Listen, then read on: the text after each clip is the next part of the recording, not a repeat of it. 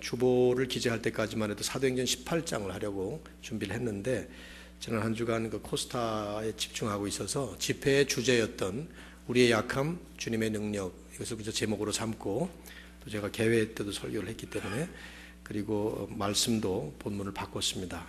이해해 주시고요. 고린도 후서 12장 7절부터 10절 보겠습니다.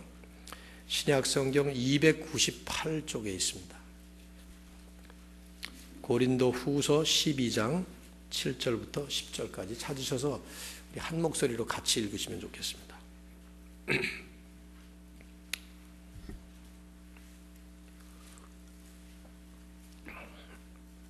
고린도 후서 12장 7절부터 10절 다 같이 읽습니다. 시작. 여러 계시를 받은 것이 지극히 크므로 너무 자만하지 않게 하시려고 내 육체의 가시 곧 사탄의 사자를 주셨으니 이는 나를 쳐서 너무 자만하지 않게 하려 하심이라. 이것이 내게서 떠나가게 하기 위하여 내가 3번 주께 간구하였더니 나에게 이르시기를 내 은혜가 네게 족하도다. 이는 내 능력이 약한 데서 온전하여짐이라 하신지라. 그러므로 도리어 크게 기뻐함으로 나의 여러 약한 것들에 대하여 자랑하리니 이는 그리스도의 능력이 내게 머물게 하려 함이라. 그러므로 내가 그리스도를 위하여 약한 것들과 능력과 궁핍과 박해와 곤고를 기뻐하노니 이는 내가 약한 그때에 강함이라. 아멘. 거기 10절 말씀을 우리 다음 주에 암송으로 하시면 좋겠습니다. 10절 제가 한번 읽죠. 그러므로 내가 그리스도를 위하여 약한 것들과 능력과 궁핍과 박해와 곤고를 기뻐하노니 이는 내가 약한 그때에 강함이라. 아멘. 한번 기도하겠습니다. 하나님 아버지, 오늘도 우리와 함께 동행해 주시고 저희들의 삶 속에 임재해 주시고 거주하시면서 우리를 축복하시는 하나님 앞에 감사와 찬송과 영광을 올려드립니다. 오늘도 그래서 우리가 일주일 동안 주님 은혜 안에 살다가 은혜 안에 살던 백성들이 함께 모여 은혜의 하나님을 찬양하고 또 하나님께 영광을 돌리는 예배드리게 해주신 것 진심으로 감사합니다. 이것이 얼마나 저에게 큰 축복인지 늘 핍박받는 나라들을 위해서 기도할 때마다 참 크게 다시 한번 마음에 감동적으로 받습니다. 주님, 오늘 이 은혜를 가슴에 품고 예배를 드리는 중에 이제 말씀을 받을 때 말씀을 성령의 감동으로 주셨사오니 우리에게도 성령의 감동으로 이 말씀 깨닫게 하시고 깨닫는 대로 하나님의 말씀대로 사는 저희들이 되도록 축복하여 주시옵소서. 예수님의 이름으로 간절히 기도합나이다. 아멘. 지난 3일 시진핑 중국 국가주석이 최고 지도자 자리에 오른 다음에 처음으로 한국을 공식 방문해서 한국과 중국 이 양국의 정상회동이 이루어졌습니다. 중국 신문들을 비롯한 세계 각국의 신문들이 이 기사를 대대적으로 보도를 했습니다. 중국 공산당 기관지인 인민일보는 이날 중국의 꿈과 한국의 꿈이 손을 잡고 함께 나아간다 하는 제목 아래 오늘날 중한 관계는 역사상 가장 좋은 시기에 와 있다 그러면서 기사를 냈고, 또 한 신문은 중국과 한국의 그 양국의 무역 교역액이 3천억 달러에 육박한 점을 거론하면서 이제 양국 정상회담은 세계 경제의 큰 활력소가 될 것이다, 이렇게 큰 의미를 부여했습니다. 생각해보면 우리 대한민국이 세계 최대의 강국인 중국과 이런 식으로 함께 자리를 할 수 있다는 이 자체가 참 과거에는 꿈도 꿀 수 없는 일이었고, 이제 우리 대한민국이 여러 가지 면에서 그래도 나름대로 힘을 가지게 되었구나 하는 생각을 해보게 됩니다. 참 기분 좋은 일이에요. 힘을 가지면 대접이 달라지죠. 그렇죠? 비단 국가와 국가 간의 관계만이 아니라 개인의 차원에서는 훨씬 더 민감하게 느껴지는 부분입니다. 우리가 사는 세상은 강자를 높여주고 강자를 대접하는 세상이에요. 약자는 대접은커녕 취급도 받지 못합니다. 세상은 강자가 휘두르는 힘에 의해서, 파워에 의해서 움직이고 있고, 강자가 약자를 지배하고 힘 있는 자가 힘 없는 자를 다스리는 소위 약육강식의 정글 법칙이 이 세상을 운영하는 운영 체계, 오퍼레이팅 시스템이 되어 있습니다. 그러다 보니까 우리는 너나 할 것 없이 누구나가 온갖 종류의 힘을 소유하려고 안간 힘을 쓰죠. 우선 돈의 힘, 권력의 힘, 신분의 힘, 심지어 외모의 힘, 요즘엔 그것도 힘인 것 같아요. 외모의 힘, 또 육신적인 건강의 힘, 이런 종류의 각자 나름대로 힘을 소유한 강자가 되려고 애를 씁니다. 그래서 돈을 버는 이유, 신분을 확보하려는 목적, 공부하는 목표, 심지어는 신체적으로 건강을 유지하고 체력을 키우는 이런 모든 것들이 하나같이 양상은 다르지만 힘을 가지려고 하는 몸부림들입니다. 그렇다면 성경은 어떻게 말씀하고 있을까 하는 것을 질문해 볼 필요가 있어요. 과연 성경도 이렇게 강자가 되라고 말씀하고 있는가? 우리가 붙잡고 있는 복음의 메시지도 우리들에게 너희도 힘을 얻고 힘을 쌓아라 이렇게 말씀하고 있을까? 여러분 한번 생각을 해보십시오. 그래서 모든 그리스도인들은 개인적으로도 강한 성도가 되어야 되고 교회는 힘을 발휘하는 힘 있는 교회가 되라고 성경이 우리에게 말씀하고 있는가? 오늘 말씀을 함께 나누면서 이 질문을 한번 여러분 해보시면 좋을 것 같아요. 제가 택한 오늘 본문은 지난주에 참석했던 이 코스타 집회의 올해 주제 구절입니다. 9절과 10절이 제가 7절부터 읽었습니다만은 그래서 올해 이 주제를 가지고 전 세계의 디아스포라 크리스찬 코리안들 대상으로 해서 이 말씀이 계속 지금 선포가 되고 있는데 우리의 약함 주님의 능력 이것이 주제이면서도 또 제목입니다. 오늘 본문을 다시 한번 여러분 좀 한번 묵상하시면서 제가 좀 풀이를 좀 해드려야 될 것 같아요. 그냥 우리가 뚝 떼서 읽었기 때문에 다시 한번 본문 보시죠. 좀 제가 설명을 하면서 이 본문을 보겠습니다. 여러분 성경을 한번 각자 보세요. 여러 계시를 받은 것이 지극히 크므로 너무 자만하지 않게 하시려고 지금 이 말씀에 주어가 하나도 나와 있질 않아요. 우리말은 주어 없는 게 참 말의 특징인 것 같아요. 밥 먹었니? 먹었어. 누가 주어입니까 도대체? 근데 영어는 분명하죠. Did you eat breakfast? Yes, I ate breakfast. 주어가 들어있지 있는데 우리말 번역에는 주어를 생략하는 것이 아주 다반사예요. 그러다 보니까 이 말씀도 지금 누구 얘기를 하는 거지 그러는데 지금 바울이 얘기하는 거예요. 사도 바울이. 제가 주어를 집어넣을게요. 여기다가 다시 7절을 보세요. 내가 여러 계시를 받은 것이 지극히 크므로 내가 너무 자만하지 않게 하시려고 내 육체의 가시 바울의 얘기입니다. 곧 사단의 사자를 주셨으니 여기 주셨다는 것은 하나님이 주셨다는 거예요. 주어가 하나님입니다. 하나님이 나에게 내 육체에 가시를 주셨으니 이는 그 이유는 나를 쳐서 즉 바울을 쳐서 내가 바울이 너무 자만하지 않게 하려 하심이라. 이해가 되시죠?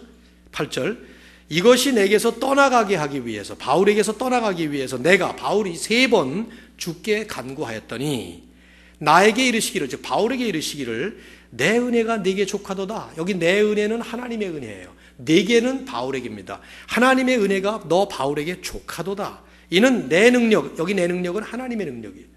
하나님의 능력이 약한 데서 바울이 약한 데서 온전하여 짐이라 하신지라. 그러므로 도리어 내가 크게 기뻐함으로 나의 여러 약한 것들에 대하여 내가 자랑하리니 사도 바울이 자랑한다는 것이죠. 이는 그리스도의 능력이 내게 바울에게 머물게 하려 함이라. 마지막 10절 그러므로 내가 바울이 그리스도를 위하여 나의 약한 것들과 능력과 궁핍과 박해와 곤고를 내가 기뻐하노니 이는 내가 바울이 약한 그때에 강함이라. 여기 강함이라도 바울이 강함이라라는 말이기도 한데요. 문맥으로 볼 때는 하나님이 강하심이라 이렇게 해석할 수 있는 것입니다. 자 이제 성경 그만 보셔도 될 것 같고요. 이 말씀을 이제 좀 우리가 이해를 할 필요가 있는데 바울은 지금 자기 자신에게 있는 어떤 문제, 어떤 약점을 놓고 하나님께 간절히 기도한 거예요. 그 문제가 무엇인지 정확히는 알 수가 없습니다. 다만 바울이 표현하기를 내 육체의 가시라고 표현했어요. A thorn in my flesh. 가시라는 말, 콱콱 찌르는 이렇게 조그만한 그 가시 말고 아주 큰 예수님의 머리에 박혔던 가시 면류관 같은 그런 거예요. 근데 그렇게 표현한 걸로 봐서 육신적인 질병이었던 것 같아요. 그것도 그냥 단순히 잠깐 앓다 끝난 게 아니라 계속 바울을 괴롭힌, 지독스럽게 아프게 어렵게 힘들게 괴롭게 만들었던 그런 것. 그래서 육체에 가시를 주셨다 이렇게 표현했습니다. 이것에 대해서 많은 학자들이 연구를 많이 해서 의견이 분분합니다. 많은 사람들은 이게 바울이 그 시력이 눈이 안 보이는 문제 때문이 아니었을까 이렇게 추측합니다. 가능성이 있는 것이 바울의 13권의 서신을 보면 자기가 친필로 쓴 서신보다 다른 사람이 대필한 게 많아요. 그래서 아마 눈이 안 보였기 때문에 쓰지 못했다 이렇게 얘기를 하는데, 만일에 그게 사실이라면 굉장히 큰 어려움이죠. 요즘이야 뭐 저처럼 이렇게 안 보여도 안경 하나 맞췄으면 다 잘 보이거든요 지금. 그리고 얼마든지 고칠 수 있잖아요. 그러나 2000년 전에 눈이 안 보이면 다니기가 얼마나 힘듭니까? 바울은 더군다나 트래블링 하면서 이곳저곳을 다니면서 개척을 하던 그런 사람인데, 이번에 오셨던 강사님 중에 주강사님 마르바 던 교수님이라는 분은 아주 유명한 신학교 교수신데, 할머니신데 한쪽 눈이 완전히 실명이 된 상태고 한쪽 눈은 잘 안 보여요. 그럼 많은 학생들이 손들어라 그러니까 손드는데 그게 안 보여가지고 들었냐 막 그러고 물으시고 그랬어요. 이게 얼마나 괴롭겠습니까? 바울이 그랬을 가능성이 높죠. 어떤 사람들은 바울에게는 간질이 있었다. 발작을 일으키는 에필랩시. 그래서 걸핏하면 바울은 발작을 일으켰다. 이런 사람들도 있고, 또 통풍이라는 거 아시나요? 통풍? 가우트라는 거. 저는 그런 게 없습니다만 제 친구 목사님들 가운데도 여러 사람이 있더라고요. 갑자기 찾아오는 이 통풍에 시달리면 뭐 과장인지 모르겠습니다만 여자분들이 애 낳는 해산의 고통보다 훨씬 더하대요. 그 정도로 아프다 그러는데 그런 게 바울에게 있었는지도 모른다. 뭐 많은 얘기가 있지만 우리는 정확히 알 수가 없어요. 아무튼 분명한 것은 그렇게 지독스럽게 고통스러움을 안겨주는 그런 육체의 가시, 분명히 질병이었을 것이다 생각이 되는데, 그것을 사탄의 사자라고 표현했어요. Messenger of Satan. 그런 걸로 봐서 마치 그걸 앓을 때마다 심각한 영적인 시험거리가 되는, 사탄이 바울에게 메시지를 안겨주는 것 같은 그런 느낌. 그러니까 영적으로 육신적으로 엄청 시달렸던 그런 문제였던 것이죠. 아무튼 바울은 그걸 제거해달라고 하나님께 간절히 구했어요. 이것을 내게서 떠나가게 해주십시오. Take it away from me. 3번 간구했다고 나와요. 그러나 이건 3번은 그냥 3번이 아니고 삼위일체에서 나오는 것처럼 완벽을 의미하는 숫자입니다. 그러니까 바울이 기도할 만큼 기도했다 그 뜻이에요. 하나님 앞에. 그래서 간절히 하나님, 이것만 없으면 내가 살겠습니다. 이것만 제거해 주시면 내가 열심히 사역할 수 있습니다. 이것만 없다면 내가 훨씬 더 효과적으로 복음을 전하겠습니다. 그 외에 사도행전 16장에 보면 바울이 소아시아에서 복음을 전하는데 성령이 못하게 하셨다는 얘기 나오잖아요. 그죠? 복음이 안전해진 것. 그것도 아마 바울이 이거 가지고 시달리지 않았을까 이렇게 해석을 하기도 하거든요. 아무튼 바울이 간절하게 그렇게 기도했어요. 근데 중요한 것은 하나님의 응답이에요. 하나님이 뭐라고 응답을 하시는가 하면 그냥 안고 살아라. 그렇게 응답하신 거예요. 제 번역인데 성경에 뭐라고 나오면 내 은혜가 네게 족하도다. My grace is sufficient for you. 그냥 안고 살아라. 그런 식이죠. 이때 바울은 이 말씀을 들으면서 할 수 없이 마지못해서 그럼 그렇게 해야죠 이렇게 대답하는 게 아니에요. 9절 말씀을 보면 그 하나님의 응답을 받으면서 바울은 그러므로 그렇기 때문에 하나님의 그 응답 때문에 내가 도리어 크게 기뻐하고 자랑하리라. 뭘 기뻐하고 뭘 자랑합니까? 이 육체의 가시를 기뻐하고 그것을 오히려 자랑스럽게 여기면서 살리라. 그런 말씀을 바울이 합니다. 왜냐하면 멋있게 대답을 하려고 그렇게 한 게 아니에요. 하나님께서 그에게 하신 응답 속에 그렇게 살아야만 하는 분명한 신학적인 이유가 있었기 때문이에요. 하나님께서 뭐라고 응답을 하셨는가 하면 9절을 보시면 내 은혜가 내게 족하도다. My grace is sufficient for you. 그러면서 그 이유는 내 능력이, 하나님의 능력이 약한 데서, 너의 약한 데서 온전해짐이라. My strength, my power is made perfect in your weakness. 내가 연약하기 때문에 그 연약함 속에서, 연약함을 통해서 내 능력이 온전하게 드러나게 되어 있기 때문이다. 그래서 바울은 기뻐하고 자랑하겠다. 그런데 그러면서 하나님께서 하셨던 말씀이 내 은혜가 내게 족하다. 우리는 흔히 내 은혜가 내게 족하다 하는 것을 하나님이 우리에게 주신 은혜가 많으니까 그만하면 감사하고 살아야지 이런 식으로 해석하는데 그 뜻이 아닙니다. 하나님의 은혜는 사도 바울이 연약할 때에 하나님께서 네가 연약한 가운데서 내가 능력이 온전하여지기 때문에 그러므로 네가 받은 그 은혜는 네 연약함 속에서 충만해지는 것이다. 그런 뜻입니다. 너의 연약함 속에 내 은혜가 충만하고, 그리고 그런 이유는 바로 내 연약함 속에 내 능력이 나타나고 내 능력이 역사하기 때문이다. 여러분, 하나님은 우리의 약함을 통해서 역사하십니다. 이게 멋있는 말이 아니에요. 성경의 진리예요. 하나님의 능력, 그리스도의 능력은 우리의 약함 속에서, 약함을 통해서 드러나고 나타나고 역사하신 것입니다. 우리의 강함이 아니에요. 우리의 약함을 통해서입니다. 이 약함이다 하는 이 부분이 바울이 육체의 가시, 사탄의 사자라고 표현했기 때문에 이것이 무엇인지 정확히는 은유법이라 모르겠지만 중요한 것은 그것을 주신 분이 하나님이라는 사실이에요. 하나님께서 나를 자만하지 않게 하시려고 내 육체에 가시를 주셨다. 그래서 1차적인 그 동기는 하나님이 나를 교만하지 않게 하기 위해서, 내가 강하면 교만할까 봐, 그런 뜻이잖아요. 그래서 나로 하여금 그런 약하게 만드는 가시를 주셨는데, 이것은 바울이 뭐 잘못해서 이렇게 된 게 아니고, 뭐 세상 사람들이 말하는 대로 재수가 나빠서 불행한 운명으로 그렇게 된 것이 아니라 하나님이 의도적으로 바울에게 이런 약한 육체의 가시, 사단의 사자를 허락하셨다는 거예요. 근데 그걸 잠깐이 아니라 바울이 그렇게 기도를 해도 내가 그걸 가지고 있을 때, 그 안에 있을 때 내 능력이 온전해지고 내 은혜가 충만해진다. 그러면서 가지고 살아라. 그래서 바울은 그 진리를 깨달은 다음에는 내가 도리어 자랑하고 도리어 그것 때문에 기뻐한다, 이런 말씀을 하고 있습니다.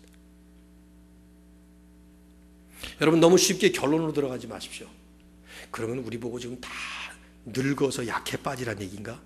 우리들도 전부 다 무슨 수족을 못 쓸 만한 어떤 불구자가 되는 얘기인가? 막 이런 생각을 막 하시기 쉬워요. 거기까지 아직 가지 마세요. 조금 이따 그 얘기를 할 테니까. 우선은 성경이 말씀하는 걸 그대로, 먼저 성경이 말씀하는 말씀을 듣다가 보면은 그게 나하고 안 맞을 때 금방 내 생각을 자꾸 도입하려고 그러는 경향이 있는데, 아직은 적용 단계가 아니니까 성경의 해석부터 먼저 해보셔야 돼요. 약함 가운데 하나님이 역사하시고, 약함 때문에 약함 속에서 하나님의 능력이 나타나신다는 이런 그 진리는 성경에 가득 차 있어요. 즉, 약함의 진리가 성경이 아주 명명백백하게 증거되고 선포된 진리예요.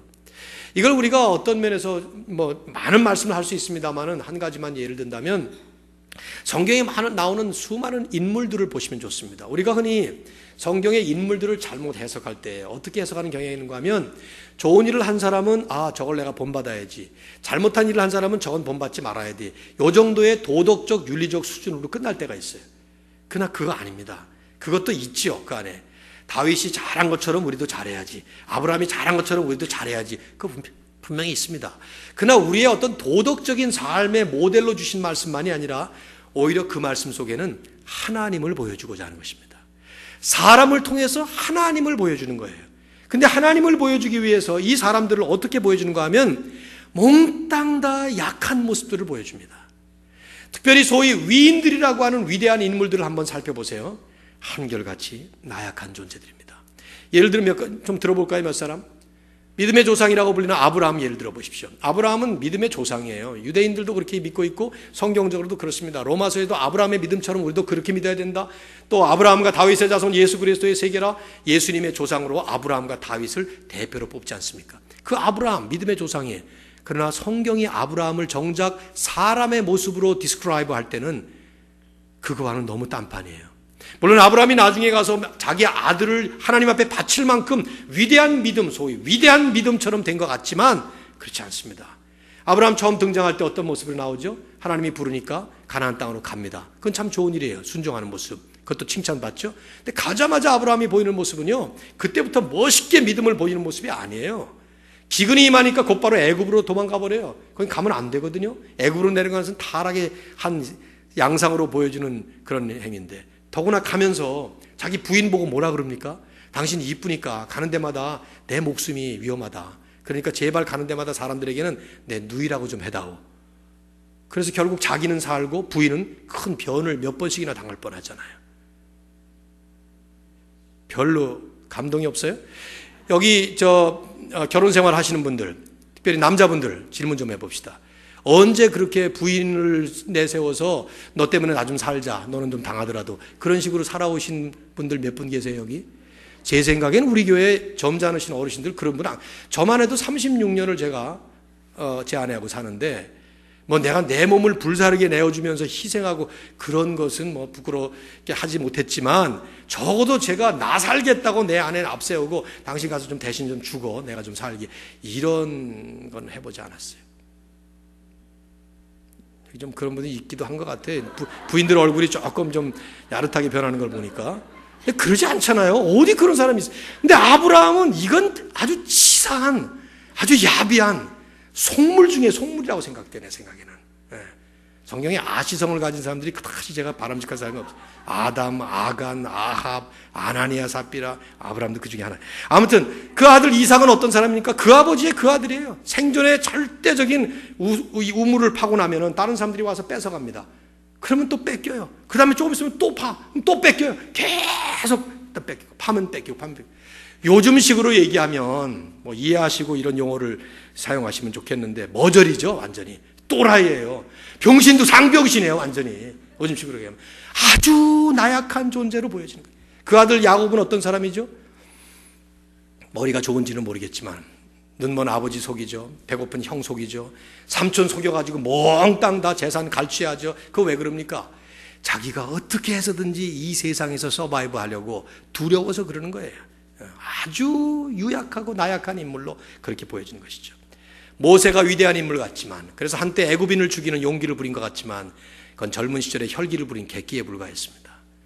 오히려 하나님께서 정작 그를 쓰시겠다고 부르실 때는 5번씩이나 겸손한 사양이 아니라 겁이 나서 못하겠다고 하는, 결국은 5번째 하나님이 성질나게 만드는.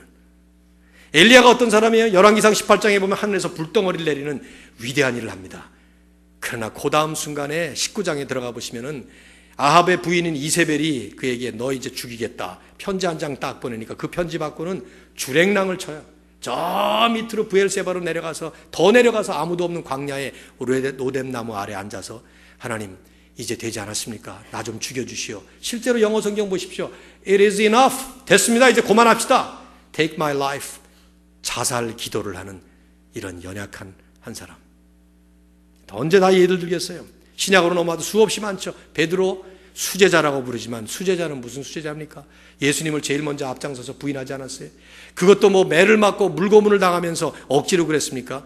아무 힘도 없는 여자 종 앞에서 3번씩이나 부인하고, 그리고는 자기도 땅을 치면서 통곡하지 않았어요.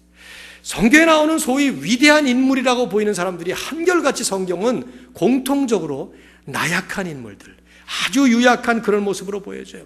세상의 영웅상이라고는 찾아볼 수가 없어요. 그 안에서는. 요즘 세상은 슈퍼히로로 가득 차 있어요. 그리고 그 슈퍼히로이즘 때문에 이번에 요새 이거 영화 나오는 것들 보십시오. 한 사람이 나와서 그냥 악당들을 전부 다 때려눕히잖아요. 그냥 죽지도 않아요. 그리고 그 다음 편에 또 나오잖아요. 계속해서 2편 3편 계속 나오잖아요. 이게 세상이 추구하고 세상이 높이는 그런 영웅상이죠. 그런데 성경은 전혀 그런 이미지가 없습니다. 성경에 나오는 모든 인물들은 한결같이 나약하고 유약하고 전부 그런 사람들이에요. 왜 하나님께서 성경을 우리에게 소개하면서 사람을 그런 식으로 묘사를 하실까 생각해 보셔야 돼요. 최근에 우리가 말씀을 나눴던 것이기 때문에 생각이 납니다. 기드온의 싸움. 지난주에 우리 수요일 때 봤죠? 아주 전형적인 예입니다. 5번째 사사로 등장한 이 기드온, 사사기에 가장 중요한 일을 하고 있는 사람이에요.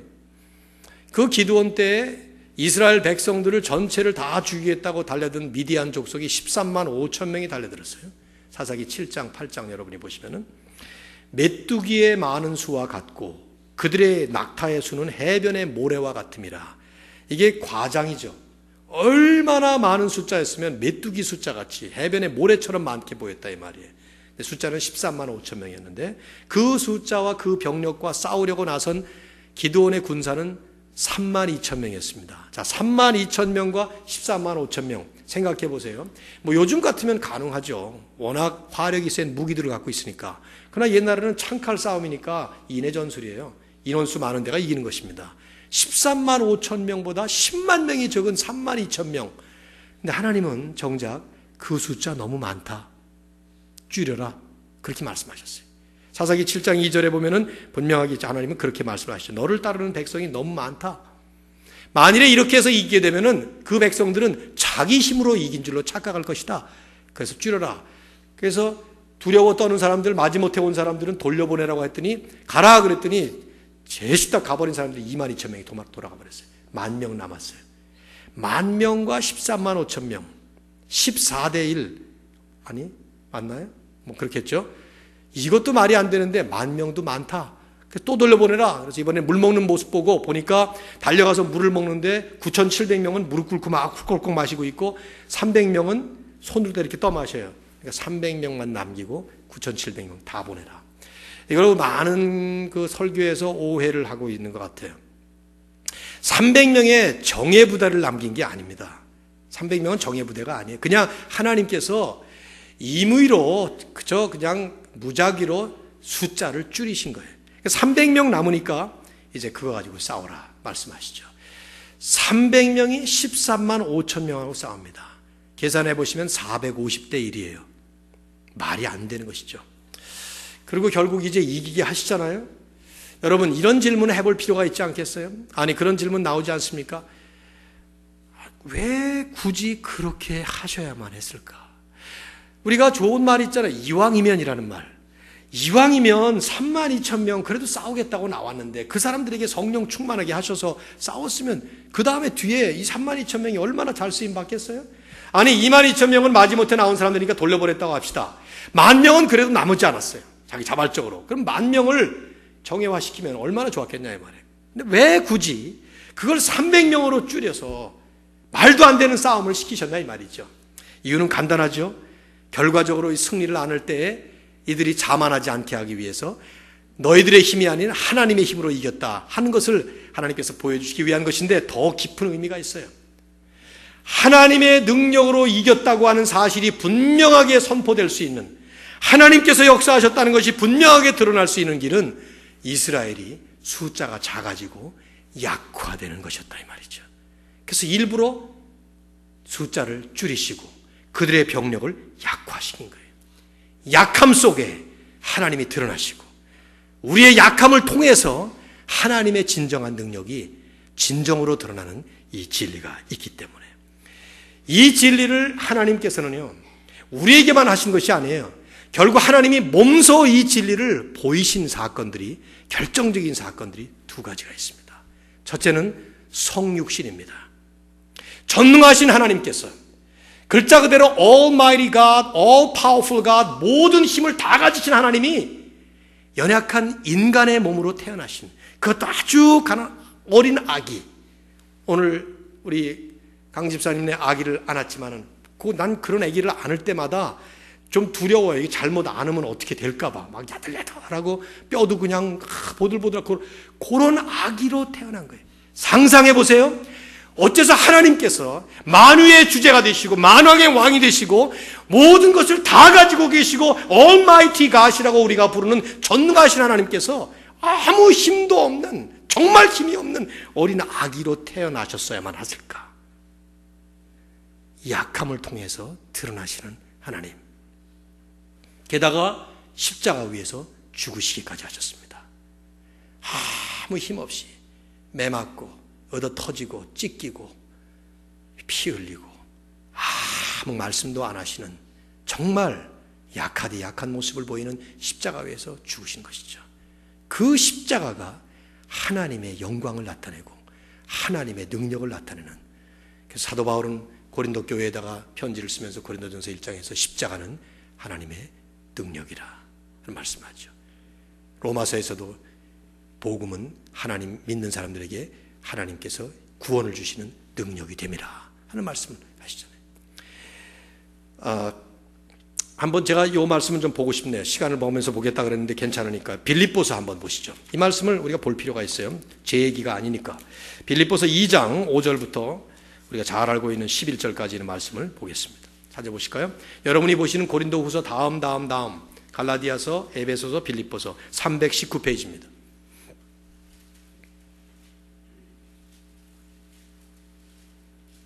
자, 찾으셨습니까?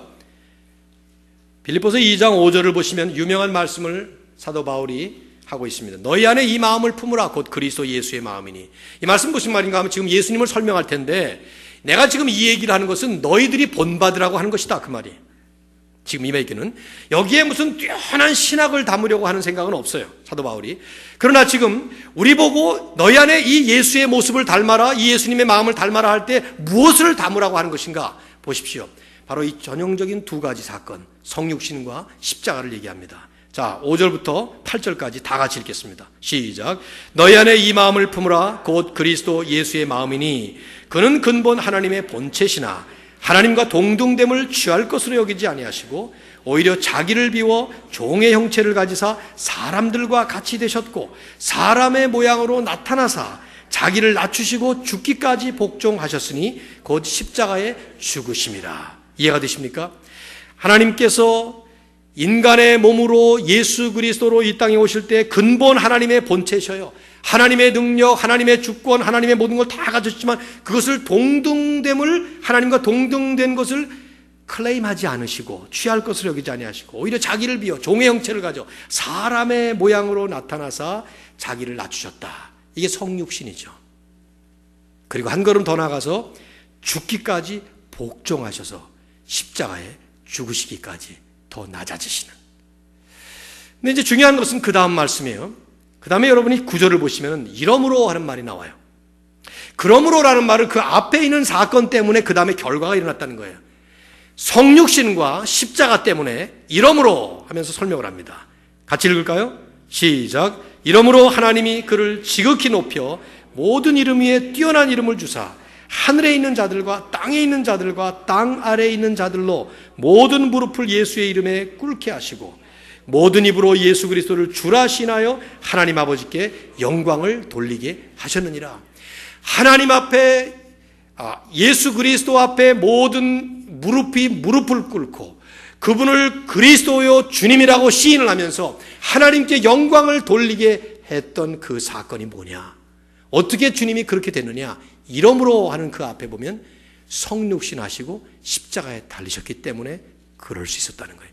여러분 사실은 예수님의 이 영화롭게 그 exaltation이라고 그래요. 우리말로는 뭐 번역하기가 좀 어려운데 예수님이 exaltation 이렇게 높임을 받으신 것은 사실은요 십자가와 성육신이 아니라 뭐 때문이죠?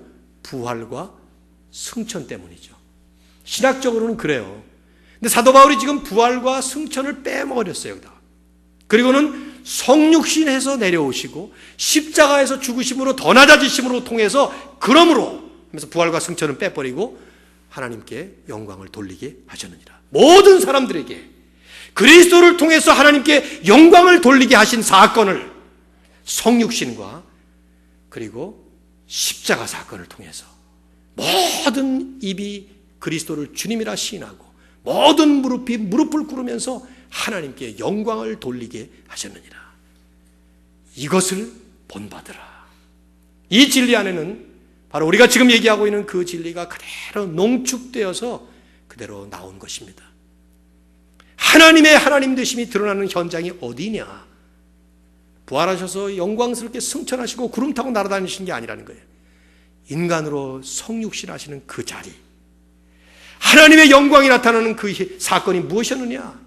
십자가 위에서 죽으시기까지 그지없이 나약하게 약해지신 바로 그 현장, 바로 거기서 하나님은 하나님의 영광을 나타내시고 모든 백성들에게 하나님의 영광을 돌리게 하는 역사적인 사건이 일어났다는 것이죠. 이것을 본받으라. 여러분, 하나님은 우리 인간을 통해서 당신의 존재를 드러내시고요, 여러분이나 저 같은 사람들을 통해서 하나님 영광을 나타내시기를 원하십니다. 그리고 실제로 하나님의 능력을 나타내십니다. 그런데 그 하나님의 영광이 나타나고 하나님의 능력이 드러나시는 것은 우리의 강함을 통해서가 아니에요. 우리의 약함을 통해서요. 예수님의 성육신과 십자가를 통해서 그렇게 하셨던 것처럼 바로 우리들도 내가 강하고 내가 잘나서 내가 힘이 있어서 하나님께서 나를 사용하시는 것이 아니고 내가 약하기 때문에, 내가 약한 그 자리, 그 사건, 바로 그 과정 속에서 그 자체로 하나님은 하나님의 영광을 드러내시고 능력을 나타내시는 것입니다. 복음이 얼마나 잘못됐는가를 여러분 확인되는 거 아닙니까? 요즘의 복음은 얼마나 잘못 오도되고 있습니까? 우리가 예수 믿으면 우리는 강한 사람이 된다, 그런 말을 해요. 내게 능력 주신 자에서 내가 모든 것을 할 수 있는다, 그래서 나는 모든 것을 할 수 있는 전천후 무슨 믿음을 가지고 모든 걸 다 가능케 하는 그런 뛰어난 초월적인 신앙을 가진 것으로 착각하게 만드는 사이비 유사 복음이 얼마나 많이 선포되는지 몰라요. 예수 믿으면 병이 다 낫고, 예수 믿으면 없던 재산이 많아지고, 안 되던 장사가 잘 되고, 예수 믿으면 뭐 이런 얼마나 많은 것들이 따라붙습니까? 그 모든 것들을 한마디로 얘기하면 예수 믿으면 강해진다, 그 말이에요.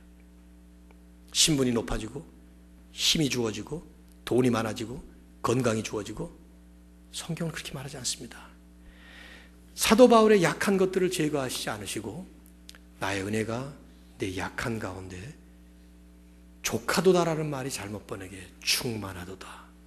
왜냐하면 내 능력은 내 약한 가운데서 My strength, my power is made perfect in your weakness.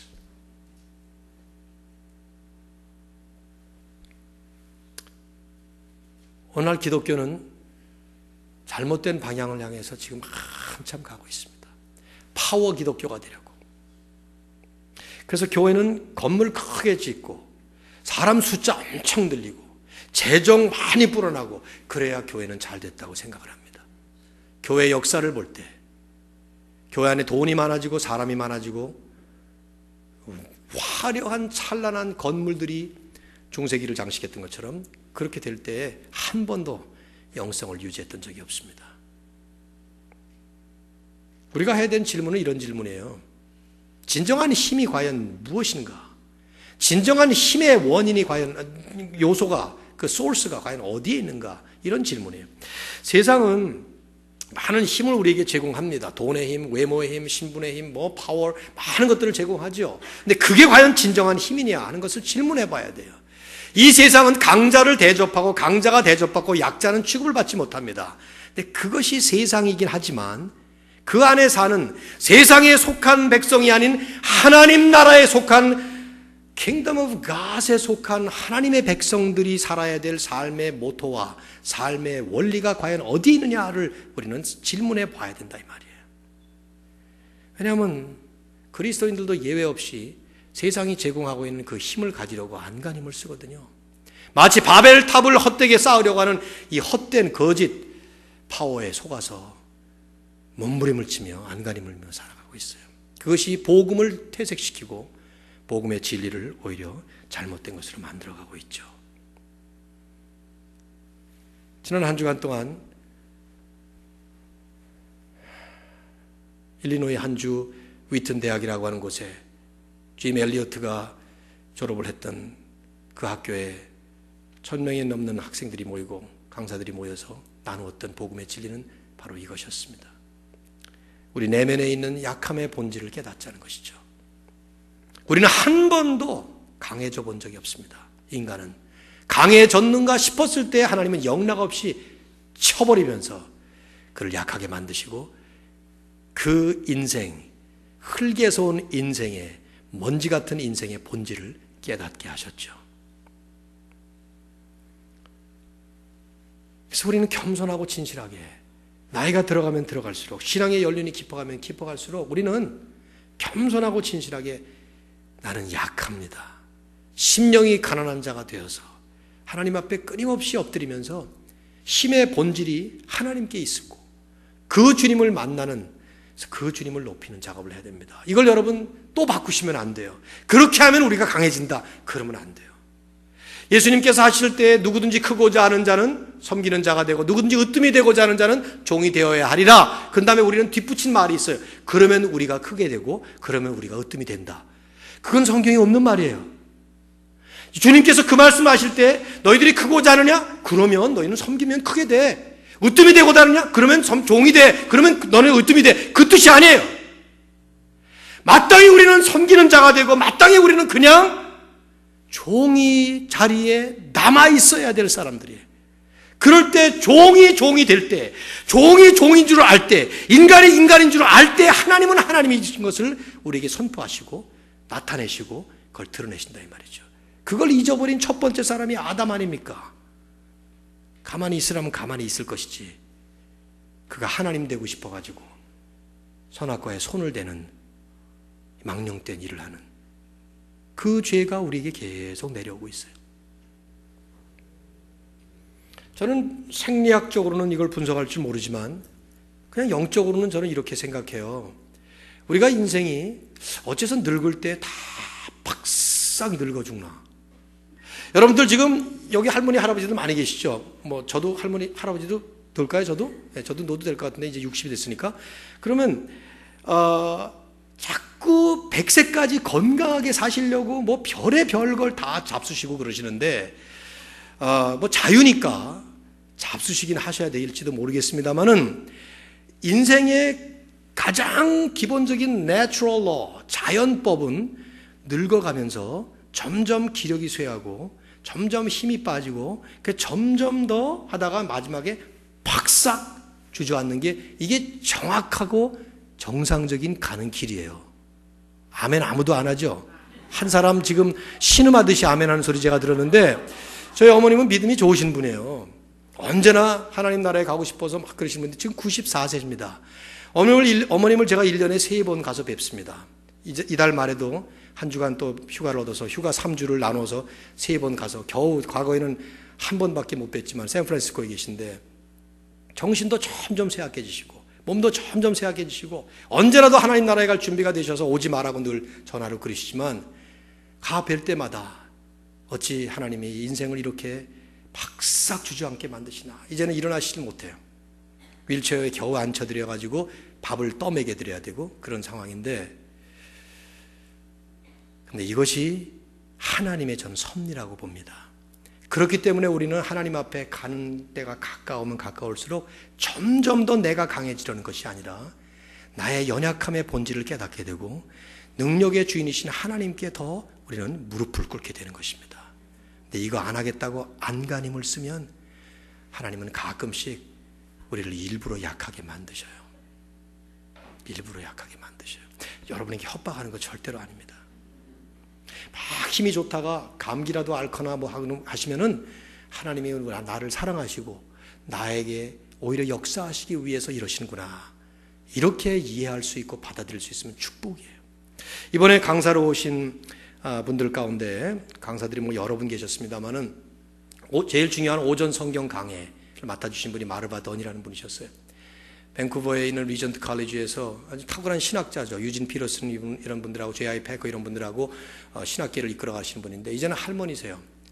수족을 양쪽 다리가 절단되어서 이제는 의족 위에 서 계시는데 앉아서 하시라고 그러는데도 굳이 주제가 약함인데 내가 약한 그대로 해야 된다고 그러면서 1시간 15분 하시고 나서는 쓰러지듯이 그냥 털썩 주저앉으시고 그랬습니다. 남편이 24시간 옆에서 돌보지 않으면 아무것도 못합니다. 이런 분이. 근데 그분이 이번에 몸을 통해서 삶을 통해서 말씀을 통해서 잘 풀어주신 것이 우리의 약함이 하나님의 영광의 현장이다 하는 것이었어요. 저녁 집회를 맡으셨던 분 가운데도 김병년 목사님이라는 젊은 목사님이 계셨습니다. IBF에서 청년 사역 열심히 하시고 드디어 이제 내가 개척을 해서 신나게 목회해버리라 하는 순간 개척하자마자 젊은 사모님이 뇌경색으로 쓰러졌어요. 식물인간이 된 지가 10년이 넘었습니다. 근데 그런 분을 놓고 계속 지금 목회를 하시면서 상상해 보십시오. 얼마나. 난 제 아내 보고 그랬어요. 제가 여보 나는 저랬으면 나는 일찌감치 목회를 포기했을 것 같은데 저 김 목사님 참 훌륭하다 정말. 제가 그래서 그분하고 제 대학교 또 후배이기도 하고 그래서 같이 손잡고 그러면서 감사하다고 내가 회개 많이 했다고 그러면서 했는데 10년 이분이 진솔하게 얘기를 하는 거예요. 10년 동안 40대 30대 그 젊은 나이에 그렇게 돼가지고 그 생과부라는 말을 쓴 것처럼 생호라비가 돼가지고 자기에게 찾아오는 끊임없이 찾아오는 성적인 유혹 한 번도 성생활을 못 해보면서 그런 얘기를 한 거예요. 같이 나누면서. 그래서 교인들 보고는 여자들 보고는 절대로 내 앞에 가까이 오지 말라고. 나 성유혹을 느낀다고. 얼마나 힘들겠습니까? 그런데 그 현장이 하나님께서 낫게 해주시지 않는다는 거예요. 저보고 개인적으로 고백하더군요. 처갓집에서 자기를 원수 취급한대요. 왜냐하면 자기가 그랬더니 저같이 보고 이 병 안 낫습니다. 하나님이 내 은혜가 내게 조카도다. 그렇게 하고 살라고 주신 겁니다. 그렇게 얘기하는 바람에 저가의 모든 식구들이 미워한다고 그러시더라고요. 그러면서도 끝까지 이 약함 속에서 역사하시는 하나님만을 증거하는 사랑하는 성도 여러분, 우리는 다 약한 존재들이에요. 잘난 척해서는 안 됩니다. 연세가 들어가면 들어가실수록 젊은이들은 말할 것도 없고 우리는 우리의 약함이 하나님의 능력과 영광의 현장이라는 것을 기억하시면서 오직 주님께만 영광 돌릴 수 있기를 주의 이름으로 축원합니다. 하나님 아버지, 오늘도 우리가 주님 앞에 나왔습니다. 약하고 죄 많고, 아니 태어나는 순간부터 죄라고 하는 이 영적 장애를 가지고 태어났던 저희들, 지금도 예수님이 아니면 우리는 하나님 앞에 한순간도 서 있을 수 없는 저희들인데, 때때로 우리는 이 세상의 유혹에 속아서 헛된 바벨탑을 쌓으라고 하는, 그래서 헛된 가짜 힘을 가지라고 하는 세상 유혹, 사탄의 음성에 속아서 우리도 하나님의 말씀이 아닌 세상의 거짓 진리를 따라갈 때가 얼마나 많이 있었습니까? 주님, 약하디 약한 저희들, 흙에서 와서 흙으로 돌아갈 저희들, 그런데 그 가운데 역사하시는 하나님만을 바라보고 오히려 우리의 약함이 하나님의 영광을 드러내고 하나님의 능력을 드러내는, 그래서 하나님이 하나님 되심을 나타내시는 현장인 것을 깨달아서 주님 앞에 끝없이 약한 존재인 겸손함과 진실함으로 나아갈 수 있도록 도와주시옵소서. 예수님의 이름으로 기도드립니다. 아멘.